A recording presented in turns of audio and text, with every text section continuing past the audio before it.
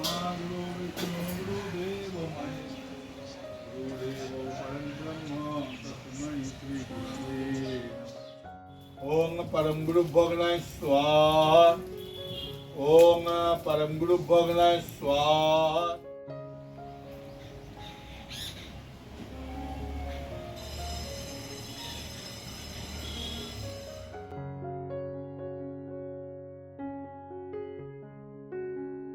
নমস্কার, সকলে কেমন আছেন? আশা করি সকলে ভালো আছেন। এন্টারটেন বাংলা চ্যানেলের আরও একটি নতুন ভিডিওতে সকল বন্ধুদের জানাই স্বাগত। বড়দেরকে প্রণাম, ছোটদেরকে অনেক অনেক ভালোবাসা। বন্ধুরা, আজকে আবারও চলে আসলাম অজানা এক আশ্রমে, কাঠিয়া বাবা আশ্রম। সবুজে সবুজে ঘেরা শান্ত নিরিবিলি পরিবেশে এই আশ্রম। তো বন্ধুরা, কোথায় এই কাঠিয়া বাবা আশ্রম, আপনারা এসে কিভাবে পৌঁছবেন এই আশ্রমে ভোগ প্রসাদের কী ব্যবস্থা আছে, এখানে থাকার কী ব্যবস্থা আছে, আশ্রম কটা থেকে কটা পর্যন্ত খোলা থাকে, এই সমস্ত তথ্য রয়েছে এই ভিডিওতে। তো বন্ধুরা, ভিডিওটা স্কিপ না করে পুরোটা দেখার অনুরোধ রইল। ভিডিওটা দেখে আপনাদের কেমন লাগলো অবশ্যই একটা কমেন্ট করে জানাবেন, আর ভালো লাগলে অনুরোধ রইল অবশ্যই একটা লাইক করবেন, শেয়ার করবেন, এবং চ্যানেলে যদি নতুন হয়ে থাকেন তবে অনুরোধ রইল চ্যানেলটি সাবস্ক্রাইব করে আমার পাশে থেকে আমায় আশীর্বাদ করবেন। তো চলুন শুরু করা যাক আজকের ভিডিও।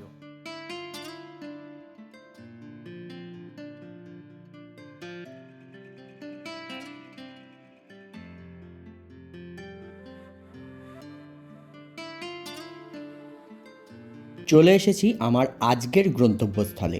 আজকের আমার গন্তব্যস্থল রানাঘাট, আর আমি এখন দাঁড়িয়ে আছি রানাঘাট জাংশন স্টেশনে। আমি শিয়ালদহের দিক থেকে এসেছি। আমি নেমেছি 1 নম্বর প্ল্যাটফর্মে।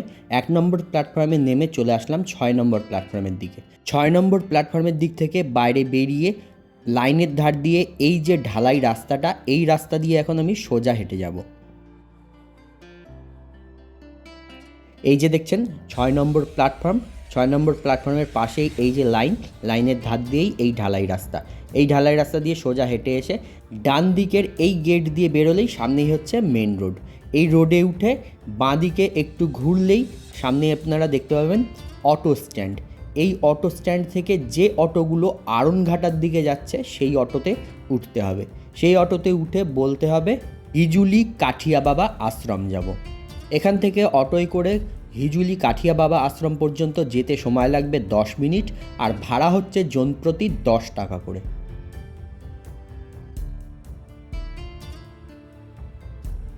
চলে এসেছি আশ্রমের একদম গেটের সামনে, আর এই জায়গাটায় নামলাম। সামনেই দেখুন এই যে হিজুলি শিক্ষা নিকেতন, এই হচ্ছে হিজুলি স্কুল, আর হিজুলি স্কুলের ঠিক বিপরীতেই কাঠিয়া বাবা আশ্রম। এই হচ্ছে আশ্রমের গেট। আশ্রমটা একদম রাস্তার ধারেই। এই হচ্ছে আশ্রমের প্রবেশদ্বারের তোরণ। তোরণটা কিন্তু বেশ বড়। তোরণের সামনেই দেখুন লেখা রয়েছে কৃষ্ণ কুঠির কাঠিয়া বাবার আশ্রম, প্রতিষ্ঠাতা শ্রীমৎ কৃষ্ণানন্দ ব্রহ্মচারী। প্রবেশদ্বারের দুই সাইডেই দেখুন রয়েছে জয় ও বিজয়ের মূর্তি। আশ্রমের প্রবেশদ্বার দুইটি। এই একটি বড় প্রবেশদ্বার, এটি কোনো অনুষ্ঠানের সময় খোলা হয়, আর এই প্রবেশদ্বারের পাশেই রয়েছে ছোট একটি প্রবেশদ্বার, যে প্রবেশদ্বার দিয়ে নিত্যদিন আশ্রমের ভেতরে প্রবেশ করতে হয়। তো চলুন এবারে আশ্রমের ভেতরে প্রবেশ করা যাক। আশ্রমটা বাইরে থেকে দেখে মনে হচ্ছিল ছোটোখাটো একটা আশ্রম, ভেতরে ঢুকে তো আমি অবাক। বিশাল বড় আশ্রমটা, আর আশ্রমের চারিদিকে প্রচুর গাছপালা রয়েছে, একদম সবুজে সবুজে ঘেরা। পাঁচিলের ওপারে শহরের কোলাহল, আর পাঁচিলের এপারে আশ্রমের ভেতরে শান্তির বাতাবরণ। প্রবেশদ্বার দিয়ে প্রবেশ করে প্রথমেই ডান দিকে রয়েছে এই একটা মন্দির, আর বাঁ দিকেও দেখুন একটা মন্দির রয়েছে। এই মন্দির দুইটি কিন্তু নতুন তৈরি হয়েছে, আগে ছিল না। আর দেখে বোঝাই যাচ্ছে যে নতুন তৈরি হয়েছে, এখনও সম্পূর্ণ হয়নি। এই যে মন্দিরটি, এইটি হচ্ছে মা অন্নপূর্ণার মন্দির। মন্দিরের সামনেই রয়েছে একটি নাট মন্দির, আর এই হচ্ছে মূল মন্দির। মূল মন্দিরের গর্ভগৃহে মা অন্নপূর্ণার একটি মূর্তি রয়েছে দেখুন। এই যে ওপরে লেখা রয়েছে শ্রী শ্রী অন্নপূর্ণা মন্দির।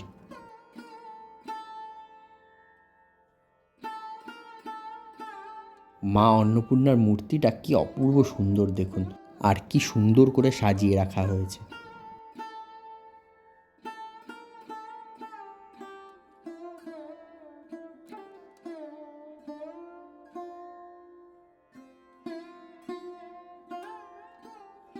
প্রবেশদ্বার দিয়ে প্রবেশ করে বাঁ দিকে হচ্ছে অন্নপূর্ণা মন্দির, আর ডান দিকেও দেখুন এই একটি মন্দির রয়েছে, এইটি হচ্ছে শিব মন্দির। এই মন্দিরটিও নতুন তৈরি হয়েছে, এখনও সম্পূর্ণ হয়নি। মাঝখানে মূল গর্ভগৃহ আর চারিদিক দিয়ে ঘোরানো বারান্দা।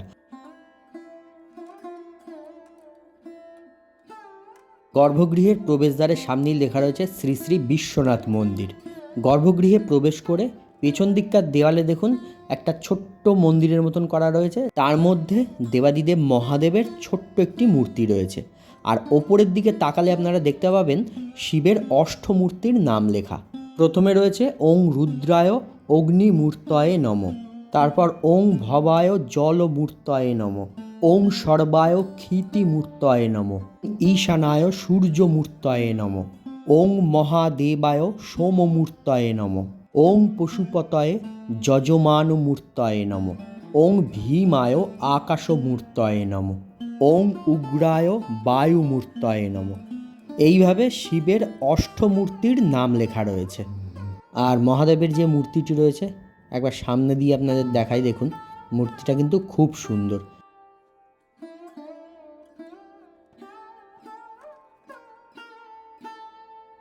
আর এই হচ্ছে বিশ্বনাথ শিবলিঙ্গ।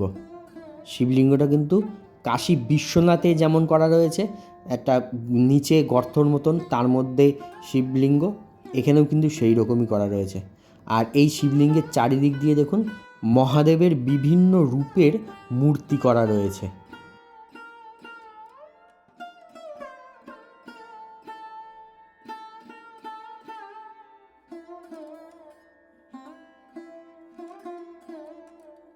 এই শিবলিঙ্গের পাশে এইখানেও দেখুন একটা গর্তর মতন রয়েছে, এখানে রয়েছে নন্দী মহারাজ, নন্দী মহারাজের একটি মূর্তি রয়েছে।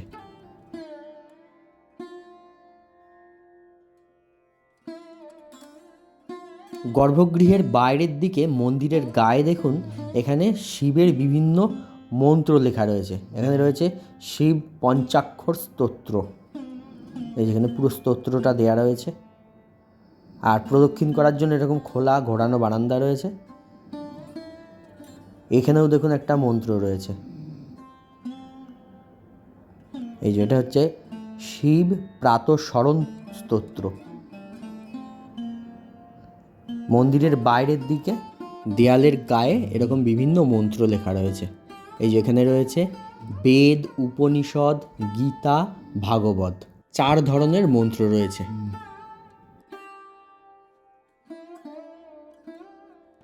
এদিকে দেখুন আরও একটা মন্ত্র লেখা রয়েছে, এটা হচ্ছে শিব মানস পূজন স্তোত্র।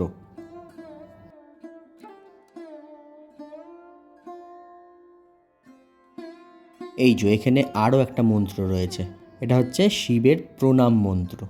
এটা কিন্তু খুব ভালো একটা জিনিস, এরকম আমি কিন্তু কোনো মন্দিরে দেখিনি, এই মন্দিরে প্রথম দেখলাম। আপনারা যদি মহাদেবের পুজো দিতে আসেন, মহাদেবের মন্ত্র না জানলেও মন্দির ঘুরে প্রদক্ষিণ করতে করতে মহাদেবের সমস্ত মন্ত্র আপনারা পাঠ করে নিতে পারবেন। আশ্রমের মূল প্রবেশদ্বার দিয়ে প্রবেশ করেই দুই দিকেই এই দুইটি মন্দির, বাঁ দিকে মা অন্নপূর্ণার মন্দির, ডান দিকে দেবাদিদেব মহাদেবের মন্দির। আর সামনেই দেখুন এই যে এটা হচ্ছে যজ্ঞ মন্দির। আর সারা আশ্রম প্রাঙ্গণ দেখুন কত রকমের গাছ রয়েছে। এই একটা কাঞ্চন ফুল গাছ, কি সুন্দর লাগছে ফুলটা। এরকম বিভিন্ন ফুলের গাছ রয়েছে। আর এই সোজা গিয়ে হচ্ছে আশ্রমের মূল মন্দির। এদিকটায় দেখুন বাগান রয়েছে। শুধু যে ফুলের গাছ তাই নয়, এখানে কিন্তু ফলেরও গাছ রয়েছে। এই যে এইদিকে দেখুন একটা লেবু গাছ রয়েছে, এই যে লেবু হয়েছে অনেক। আর আশ্রমটা কিন্তু খুবই পরিষ্কার পরিচ্ছন্ন আর শান্ত নিরিবিলি একদম। এই হচ্ছে আশ্রমের যজ্ঞ মন্দির। চারিদিকে পিলার করা রয়েছে আর গ্রিল দেওয়া রয়েছে, আর ওপরে টালির চাল। কি সুন্দর লাগছে এই যজ্ঞ মন্দিরটা। আর যজ্ঞও হচ্ছে, দেখুন এখানে এক মহারাজ যজ্ঞ করছেন। চলুন মহারাজের যজ্ঞ একবার দেখে আসি আমরা।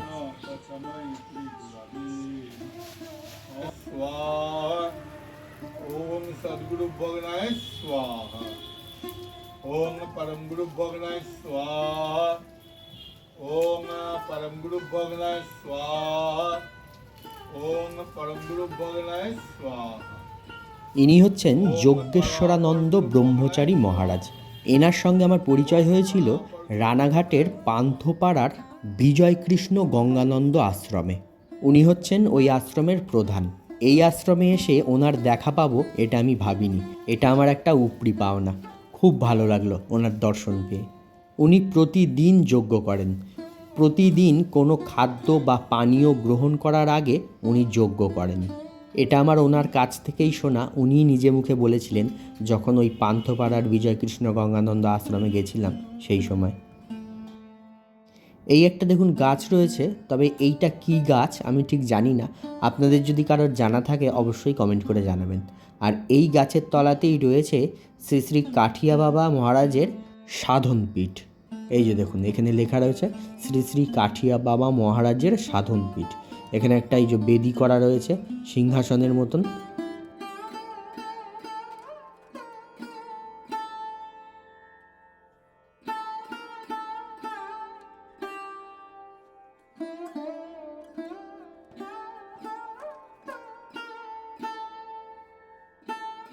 এখানে দাঁড়িয়ে দেখুন সম্পূর্ণ শিব মন্দিরটা দেখা যাচ্ছে। কি সুন্দর লাগছে দেখতে। শ্রীকৃষ্ণের যে দোল মন্দির হয় এই মন্দিরটা দেখতে অনেকটা সেই রকম। এখানটাতেও দেখুন কত রকমের গাছ রয়েছে। মানে আশ্রমের আপনি যেদিকেই তাকাবেন সেদিকেই বিভিন্ন রকমের গাছ দেখতে পাবেন। আর বেশিরভাগটাই রয়েছে বিভিন্ন রকমের ফুলের গাছ। চলুন এইবারে যাওয়া যাক আশ্রমের মূল মন্দিরের দিকে। এই যে সামনেই হচ্ছে আশ্রমের মূল মন্দির। মন্দিরের সামনেটায় দেখুন বিশাল বড় টিনের চাল করা রয়েছে। এখানে সব ভক্তরা এসে বসেন। এখানে চেয়ার টেবিলও পাতা রয়েছে। মূল মন্দিরে যাওয়ার আগে দেখুন এই দিকেও একটা মন্দির রয়েছে। আর এইখানটা দেখুন একটা খাঁচা রয়েছে, পাখির খাঁচা। আর এর মধ্যে দেখুন পাখিও রয়েছে, বদ্যি পাখি। এই যে দেখুন বদ্যি পাখি রয়েছে, এর মধ্যে দুটো পাখি রয়েছে। আর এই সোজা গিয়ে এখানেও দেখুন একটা মন্দির রয়েছে। তো চলুন এই মন্দিরটা একবার দর্শন করে আসি। এই যে এইটা হচ্ছে স্নান মঞ্চ। এটা হচ্ছে জগন্নাথ দেবের স্নান মঞ্চ। এখানে কিন্তু রথযাত্রা উৎসব পালন করা হয় আর জগন্নাথ দেবের স্নানযাত্রাও হয়। আর সেই স্নানযাত্রার সময় জগন্নাথ দেবকে এই মঞ্চে এই মন্দিরে বসিয়েই জগন্নাথ দেবকে স্নান করানো হয়। আর এইখানে দেখুন আর একটা মন্দির রয়েছে, কৌলি বৈকুণ্ঠ। আর এখানে দেখুন শ্রীকৃষ্ণের পদচিহ্ন রয়েছে। এই আশ্রমে জগন্নাথ দেবের নবকলেবর হয়। পুরীতে যেই সময় নবকলেবর হয় এই আশ্রমেও সেই সময় জগন্নাথ দেবের নবকলেবর হয়। আর জগন্নাথ দেবের পুরনো যে দারুবিগ্রহ সেই দারুবিগ্রহ এইখানেই সমাহিত করা হয়। এবারে চলে আসলাম আশ্রমের মূল মন্দিরের সামনে। এই হচ্ছে আশ্রমের মূল মন্দির। আর মন্দিরের সামনেই রয়েছে বিশাল বড় এরকম টিনের সেট করা জায়গা। আর এখানে দেখুন একটি তুলসী মন্দির রয়েছে। আর তুলসী মন্দিরের দুই সাইডে দেখুন বট আর অশ্বত্থ গাছ রয়েছে, বনসাই করা রয়েছে এখানে দেখুন গাছ দুটো।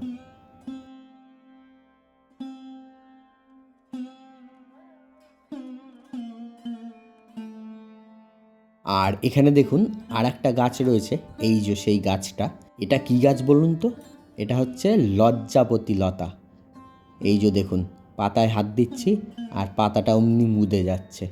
বহুদিন পর এই লজ্জাপতি লতা গাছ আবার দেখতে পেলাম। কি ভালো লাগছে দেখুন গাছটা। হাত দিচ্ছি অমনি পাতাগুলো গুটিয়ে যাচ্ছে।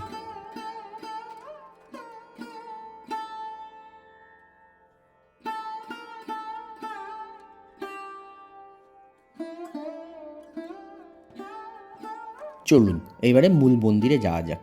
এই হচ্ছে মূল মন্দির। আর মন্দিরের সামনে আর একটা জিনিস রয়েছে দেখুন। এই যে দেখুন এইখানেও একটা খাঁচা রয়েছে। আর এই খাঁচার মধ্যে দুটো টিয়া পাখি রয়েছে।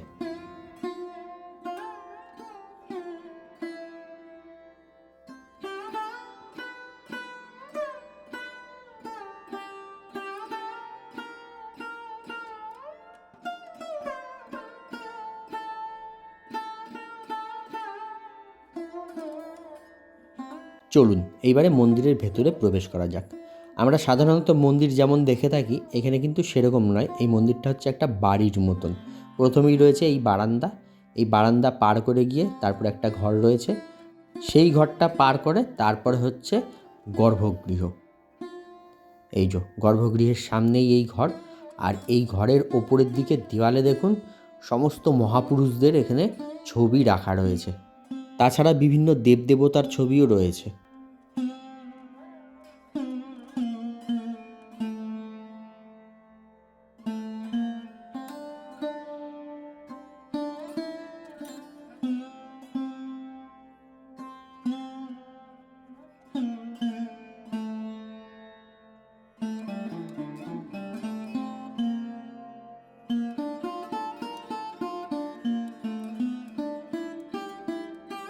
মূল মন্দিরের গর্ভগৃহের সামনেই এই ঘরটা।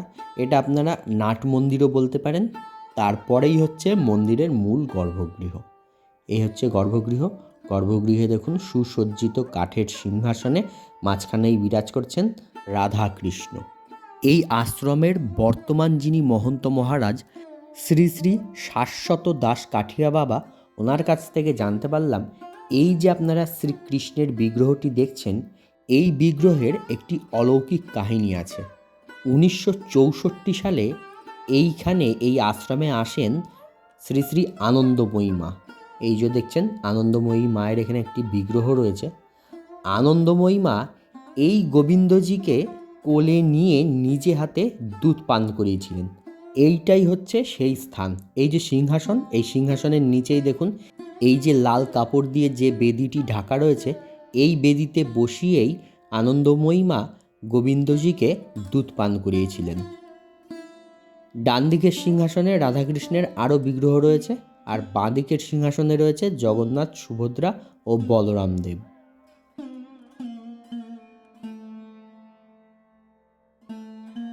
আর সামনে দেখুন নিচের দিকে গুরু পরম্পরার ছবি রাখা রয়েছে, আর রয়েছে নারায়ণশিলা। এছাড়াও বিভিন্ন দেবদেবতার মূর্তি ও চিত্র রয়েছে।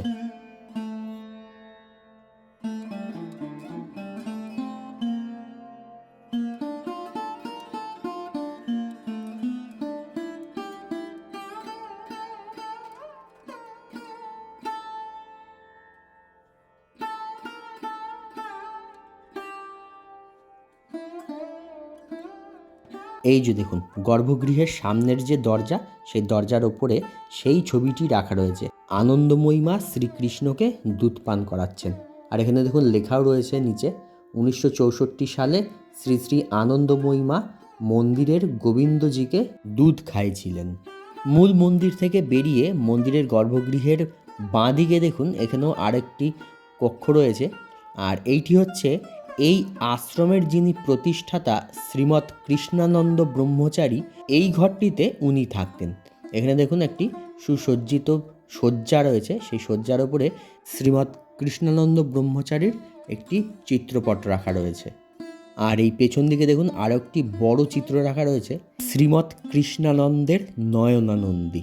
শ্রীকৃষ্ণানন্দ ব্রহ্মচারী শ্রীকৃষ্ণকে কোলে নিয়ে দাঁড়িয়ে রয়েছেন। আর সামনে রাখা রয়েছে শ্রীমৎ কৃষ্ণানন্দ ব্রহ্মচারী মহারাজের চরণ পাদুকা।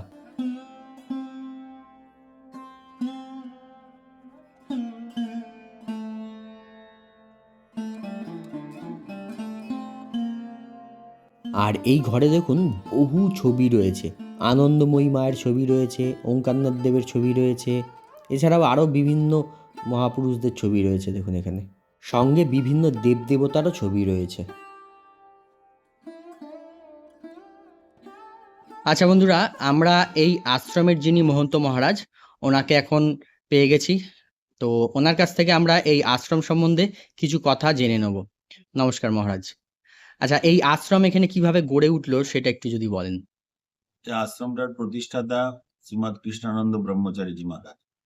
আচ্ছা, উনি ওনার সাথে যে কৃষ্ণ দেখলেন, এই কৃষ্ণ ওনার সাথে সাথেই থাকতেন। হ্যাঁ, এবং মার সাক্ষাতে এনার চোখ আঁকা হয়েছিল। এটা বিখ্যাত ভাস্কর যারা সব রামকৃষ্ণ তৈরি করেছেন, সব আনন্দময়কে, জি পাল এন্ড সন্স, কলকাতার বিখ্যাত ভাস্কর যারা, তারাই তৈরি করেছিলেন। মণিপালের তৈরি, মানে জি পাল মানে গোপেশ্বর পাল, তার ছেলের নাম সিদ্ধেশ্বর পাল। এই গোপেশ্বর পালেরই এক ভাইপো, তার নাম মণিপাল, তিনি এই মূর্তিটি তৈরি করেছিলেন। কয়েকটি বিখ্যাত মূর্তি তৈরি করেছেন, তার মধ্যে এটি একটি। তো তিনি স্বামীজি, তাদের সাথে সখ্যতা হয় এবং তেনারা স্বামীজিকে এটা প্রেজেন্ট করেন এবং যখন এটার চোখ আঁকা হয়, আনন্দময়ী মা ওই ইয়েতে ছিলেন, স্টুডিওতে ছিলেন। আচ্ছা, আম, মায়ের সামনে এটা চোখ আঁকা হয়। তো স্বামীজি এটা বিভিন্ন জায়গায় নিয়ে নিয়ে ঘুরে ঘুরে পুজো করতেন। তো এই গ্রামে স্বামীজি আসেন, এসে এখানে ওনার পছন্দ হয়, তো ওই জায়গাটা কিনে উনি এখানে মন্দির তৈরি করেন। মন্দির তৈরি করার পর হঠাৎ করে মাকে খবর দেন, মা বলেন ঠিক আছে আমি যাবো। তখনও মন্দির সমাপ্ত হয়নি, অর্ধ সমাপ্ত মন্দির। তো মা আসেন, এসে ওই বেদির উপরে বসে বললেন, শ্রবণ তোমার গোবিন্দ কোথায়? বললেন পাশের বাড়িতে উনি থাকতেন তখন। তখন আচ্ছা, বললেন ওখানে আছে। তো উনি নিয়ে এসো। নিয়ে এসেছিলেন, মা কোলে, মা বললেন তো গোবিন্দের মুখ তো শুকিয়ে গেছে। বলছি কোনো দুধ আছে? বলছে মা দুধ গরম করে রেখে এসেছি। উনি একটু একটা উপর বাটিতে দুধটা দিলেন ওই মঞ্চের উপরে বসিয়ে। আনন্দময়ী মা একটু দেখলেন গরম আছে কিনা, দেখলেন না ঠান্ডা হয়েছে। তো মা মুখে ধরেননি, সামনেটায় নিয়ে চোখ বুজেছিলেন, সমাধিস্থ হয়েছিলেন। দুধটা আস্তে আস্তে বাটি শুধু সব আপনা থেকেই ইয়ে হয়ে গেছিল, একটু ছিল। মা আচ্ছা, বললেন সবটাই কি তুমি খাবে? তারপরে সব মা সবার মাথায় ছড়িয়ে দিয়েছিলেন। সেই উপলক্ষে এখানে প্রতি বছর ওই কৃষ্ণা ত্রয়োদশীতে, হ্যাঁ, ওই এখানে উম, ক্ষীর উৎসব হয়। মা এসেছিলেন, আনন্দময়ী মা দীক্ষা ছিলেন। পরবর্তীকালে স্বামীজি এই মন্দিরটা তৈরি করেন। স্বামীজি চলে যাওয়ার পর 1998 সালে এই মন্দিরটা আমার গুরুদেব ডক্টর বৃন্দাবন বিহারী দাসকে যিনি সুখচয়ের মহন্ত, আচ্ছা, তাকে ওরা হস্তান্তর করে। তারপরে আমাকে উনি উনি 2005 সালে আমাকে দেন। এবং তখন এত বড় ছিল না, এইটুকুই ব্যবস্থা ছিল, এইটুকুই ছিল। আচ্ছা, জঙ্গল ছিল, পাঁচিল টাচিল কিছু ছিল না। সেই অবস্থায় আমি এসে এই জায়গাটার একটু ডেভেলপমেন্ট করে, যাই হোক করে যতটুকু পেরেছি, আচ্ছা, এই ব্যবস্থা করে ঘর, এইসব রং রিপেয়ার, এই মন্দির, ওই সামনে দুটো মন্দির, সাধন স্থল, তারপরে এই যা যজ্ঞশালা যা দেখছেন নতুন, এই সব 20 বছরে এইখানে ব্যবস্থা করে তৈরি করেছি। আচ্ছা। করে এই আশ্রমের এখন এই পরিবার রয়েছে। হ্যাঁ, আমরা থাকি কজন। আচ্ছা, প্রসাদের কি ব্যবস্থা আছে এখানে? প্রসাদের ব্যবস্থা মানে প্রসাদ আগে একটু বলতে হবে। আমাদের এখানে তো নিত্য একটা নির্দিষ্ট লোক জনতা কিন্তু 10-12 জন আছে তাদের রান্না। তো আগে একটু বললে সুবিধা হয়। আচ্ছা, আর এই 9টার মধ্যে বললেও হবে। মানে আর এখানে এসে ৯টার মধ্যে জানালেও হবে। হ্যাঁ, প্রসাদ প্রতি আমরা ৳100 করে নিই। আচ্ছা। আর আগের থেকে জানাটার জন্য একটা যদি নাম্বার বলেন। হ্যাঁ, আমার নাম্বার হলো 933222917772। আচ্ছা। আর এখানে কি থাকার ব্যবস্থা আছে? থাকার ব্যবস্থা আছে। যদি আমি তাকে পরিচিত চিনি, তাহলেই আমি থাকতে দিই। কারণ ওই যে সে এসে থাকতো, আমি তাকে থাকতে দিই না। আচ্ছা, তাকে চিনলে আমি সম্যকভাবে বুঝতে পারলে যে এই লোকটা ঠিক, যাকে আচ্ছা, চিনি যে না এই লোকটা ঠিক, হ্যাঁ? তাকে আমি থাকতে দিই। আচ্ছা। মানে সাধারণ মানুষ আসলে আপনার কাছে যদি সে মনে হয় যে না এই লোকটাকে, আমি তাকে পরিচয় জানা, অজ্ঞাত কুলশীলস্য বাসুদেব ন কস্যচিৎ মার্জরস্য হি দোষেন হন্ত বৃদ্ধ জরদ্দব। হুম, অজ্ঞাত কুলশীল, যার কুলশীল জানি না তাকে আমি বাদ দিই। আচ্ছা, আচ্ছা। এখানে থাকতে গেলে ঘরের মূল্য সেটা কত? না মূল্য-টুল্য এমন কিছু করি না। তাকে আচ্ছা, বললাম তো, যদি সে যে যা দিতে পারবে সেটা, কিন্তু ঘটনা হয়েছে তাকে আমি সম্যক না বুঝলে আমি তাকে দিই না। আচ্ছা, আচ্ছা। এটাই ব্যাপার। আচ্ছা, এখানে কি, কি অনুষ্ঠান হয়? এখানে অনুষ্ঠান হয়, একদম অনেকগুলো অনুষ্ঠান হয়। তো বড় অনুষ্ঠান অনুষ্ঠান বলতে ১ম এইখানে অক্ষয় তৃতীয়ার দিন রাধারানীর চরণ দর্শন হয়। তারপরে আনন্দময়ী মার দিন পালন হয়। মায়ের জন্মতিথি। আচ্ছা, হ্যাঁ? মহামাতৃকা চতুর্থী। তারপরে জগন্নাথের স্নানযাত্রা হয়। তারপরে রথ, তারপরে গুরু পূর্ণিমা, হ্যাঁ? তো এরপরে আমাদের দুর্গাপুজো হয়। আচ্ছা, দুর্গাপুজোর পর লক্ষ্মী পুজো, তারপরে ওই কালীপুজোর পরে আমাদের অন্নকূট, হ্যাঁ? এরপরে আমাদের এরপরে আর বিশেষ আমার জন্মদিনে একটা উৎসব হয়। কাঠিয়াবাড়ির তিরোভাবতীতে কোনো উৎসব না, শুধুমাত্র আমরা একটুখানি জিলিপি-টিলিপি ভোগ লাগিয়ে ইয়ে করি, আচ্ছা, অনুষ্ঠান করি। আর জন্মদিন হয়, শিবরাত্রির উৎসব হয়। আচ্ছা, তারপরে আমার জন্মদিন হয়। আর এর পরের মধ্যে এই ২৬ তারিখে অন্নপূর্ণা পুজো। আচ্ছা, অন্নপূর্ণা পুজো এখানে হয়। হুম। এইগুলা মোটামুটি। আর দোলে ৩ দিন পীর সাহেব মার এসেছিলেন দোলে। আচ্ছা। কৃষি ব্যবস্থাও, পাঠ এবং প্রসাদ পালনের ব্যবস্থা, নামযজ্ঞের দোলে হয়। আচ্ছা, কোনো অনুষ্ঠানের সময় প্রসাদের ব্যবস্থা থাকে তো? তখন অনুষ্ঠানে কি ফ্রি। তখন ফ্রি প্রসাদ? অনুষ্ঠানে ফ্রি প্রসাদ। আচ্ছা। আর যারা আশ্রম কটা থেকে কটা পর্যন্ত খোলা থাকে? আশ্রম মোটামুটি ভোর ৫:৩০ টার সময় মোটামুটি এখন খোলে। আচ্ছা, ওই ৬টা ধরে রাখুন খোলা। আর রাত্রির ১০টা, ১০টার মধ্যে বন্ধ হয়ে যায়। একেবারে ১০টা। আচ্ছা, মানে সকাল 6টা থেকে রাত্রি 10টা 10টা। পর্যন্ত খোলা থাকে। মেন গেট খোলা থাকে। আচ্ছা, আর মাঝখানে মাঝখানে মেন গেটটা বন্ধ থাকে, আমরাই পরিপ্রসাদ পেয়ে এগুলো বন্ধ হয়ে যায়, মেন গেটটা খোলা থাকে। কেউ বাইরে থেকে আসলে পারে, অত দূর থেকে তো ডাকলে শোনা যাবে না, এখানে আচ্ছা। না আসলে। হুম, হুম। আচ্ছা, ঠিক আছে মহারাজ, ধন্যবাদ। তো বন্ধুরা, আমরা শুনে নিলাম মহারাজের কাছ থেকে এই আশ্রমের খুঁটিনাটি তথ্য। এবারে দেখুন, এই যে মূল যে গর্ভগৃহের ডান দিকে দেখুন, এইখানে হচ্ছে রন্ধনশালা। এইখানেই নিত্যকার ভোগ রন্ধন করা হয়। মন্দির থেকে বেরিয়ে মন্দিরের ঠিক ডান দিকেই দেখুন, এখানে রয়েছে অতিথিশালা। এই হচ্ছে অতিথিশালা এই মন্দিরের, এইটা সামনে। আর এর পেছনে কিন্তু আরও একটা বড় বিল্ডিং আছে, 3তলা একটা বিল্ডিং আছে, সেটাও হচ্ছে এই আশ্রমের অতিথিশালা। এই যে এটা আগের থেকেই ছিল এই অতিথিশালা, আর এর পেছনে যেটা, সেটা পরে করা হয়েছে।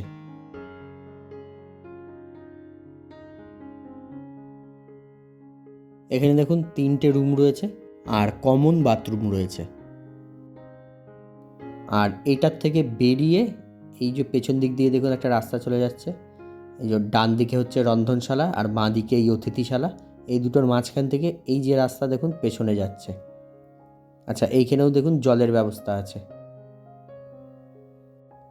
আর এই পেছনটায় এই যে এখানটায় এই 3তলা একটা বিল্ডিং রয়েছে, এটাও হচ্ছে অতিথিশালা।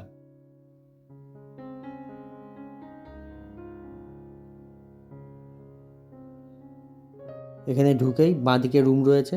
আর এখানে দেখুন একটা পাকশালা রয়েছে, এই যে এখানে লেখা রয়েছে পাকশালা। এরপর সিঁড়ি দিয়ে ওপরে উঠে এসে এই যে এখানে রয়েছে আবার পাঠশালা। আর এই পাঠশালার ভেতরটায় এখানে দেখুন প্রচুর বইপত্র রাখা রয়েছে। এটা পাঠশালা, এখানে বসে পাঠ হয়, ভাগবত পাঠ, গীতা পাঠ। আর এখানে দেখুন শোকেসের মধ্যে প্রচুর ধর্মগ্রন্থ রাখা রয়েছে।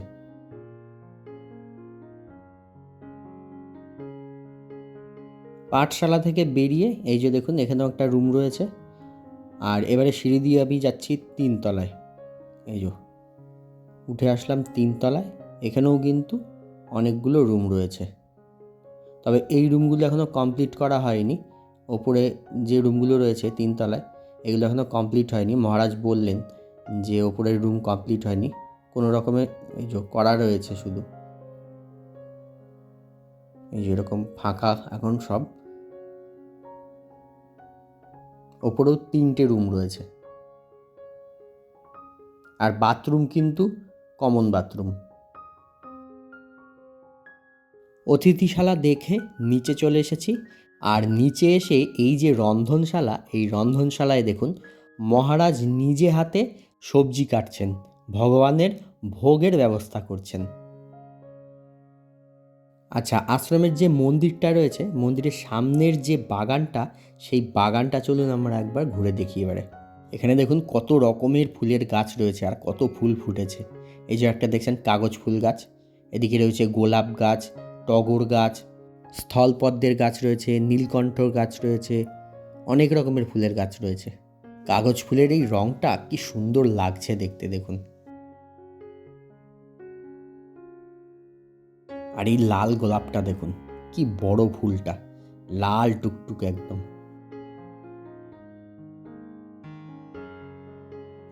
এই গাছটা একবার দেখুন, একই গাছে 2 রকমের কালারের ফুল রয়েছে, দেখতে অনেকটা টগর ফুলের মতন। তবে কি ফুল আমি বলতে পারছি না, আপনাদের যদি কারোর জানা থাকে কমেন্ট করে অবশ্যই জানাবেন।